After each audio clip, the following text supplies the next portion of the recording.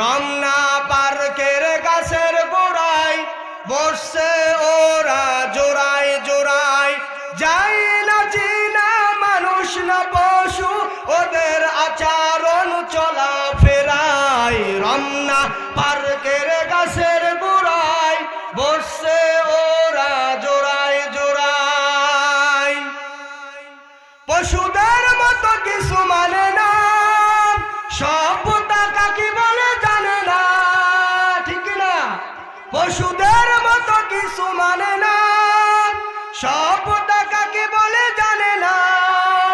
ইবলিস দেখে হেসে বলতে থাকে, ইবলিস দেখে হেসে বলতে থাকে, আমার প্রয়োজন রইল কোথায়, আমার প্রয়োজন রইল কোথায়। রমনা পার্কের গাছের গোড়ায় বসছে ওরা জোড়ায় জোড়ায়। কথা বলেন ঠিক কিনা?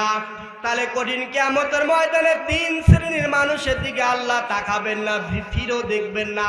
এক নাম্বার যারা দান করে খোটা দেয়, দুই নাম্বার যে পুরুষগুলো পায়ের টাকনুর নিচে পোশাক প্যান্ট অথবা লুঙ্গি পরিধান করে, তিন নাম্বার বৃদ্ধা জেনাখোর আছে না নেই?